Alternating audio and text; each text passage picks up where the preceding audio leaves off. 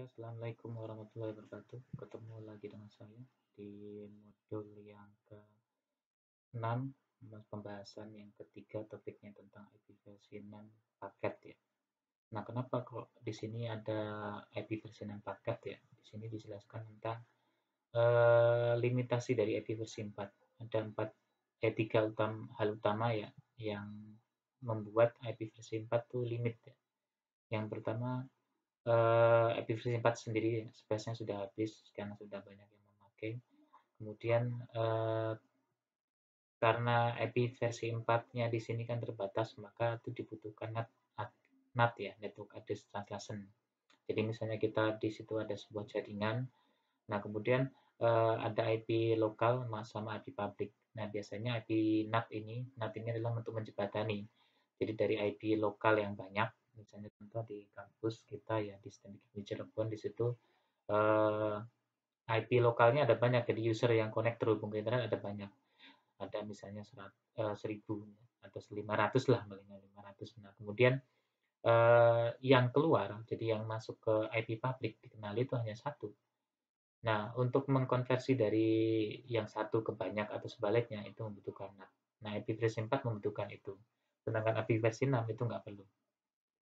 Terus kemudian ada di situ untuk troubleshooting-nya juga. Jadi karena NAT di situ kan sifatnya temporary ya, kadang di situ ada terjadi efek dari jaringan. Misalnya di situ kayak kasus di ini itu pernah terjadi terjadi DNS loopback ya. Jadi kadang Indicus nggak bisa diakses karena berbenturan ya. Jadi alamat DNS-nya kembali. Nah, kemudian untuk IP versi 6 sendiri itu yang bikin pertama kali adalah Internet Engineering Task Force IETF ya. Itu yang menciptakan jadi karena untuk istilahnya menjembatani ya, menggantikan IP versi 4 ya. Walaupun sekarang IP versi 4 masih dipakai, tapi di core layer di dalam jaringan internet dunia itu sudah menggunakan IP versi 6. Sedangkan IP versi 4 itu masih digunakan di jaringan lokal ya.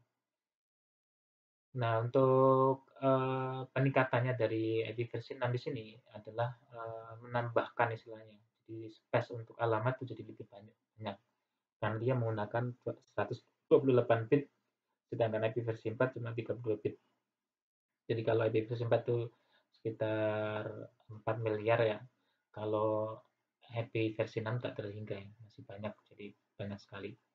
Kemudian untuk header-nya juga lebih simple lah daripada paket IP versi 4. Terus kemudian dengan adanya itu tidak membutuhkan lagi NAT karena space-nya sudah banyak, jadi nggak perlu dikonversi lagi. Jadi masing-masing punya alamat IP sendiri dan bisa terhubung ke dalam jaringan internet sendiri. Jadi lebih istilahnya kalau dalam keamanan itu untuk mencari itu lebih, misalnya kan ada seorang yang melakukan serangan, dia udah jelas ketahuan IP-nya ya, IP versi 6 di situ udah jelas ke situ karena masing-masing IP kan unik, jadi tidak ada yang sama, makanya bisa langsung terdetek. Nah, kemudian di IP versi 6 sendiri itu tidak terlalu banyak ya.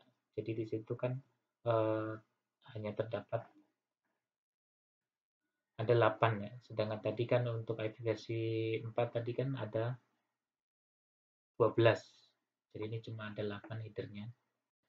Nah, kemudian untuk yang paling utama ya, fieldnya di dalam header IP versi 4 itu hampir sama. Nah, ini ada versi juga. Di sini versinya sama versi 4 atau versi 6 di situ. Jadi kan biasanya untuk mengkonversi ya, kadang kan gitu untuk mengenali oh ini IP versi 4 atau versi 6.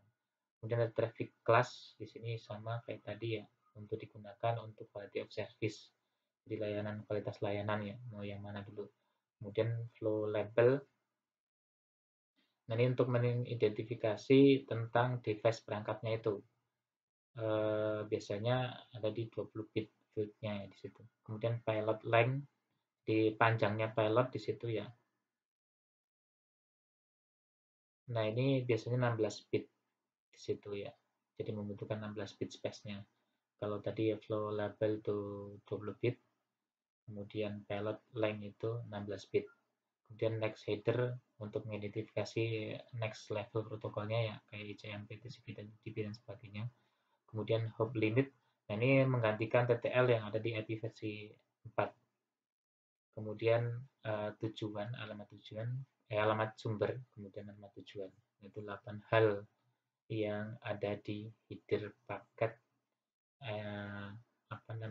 IP versi 6. Oke, mungkin itu penjelasannya. Saya akhiri. Wassalamualaikum warahmatullahi wabarakatuh.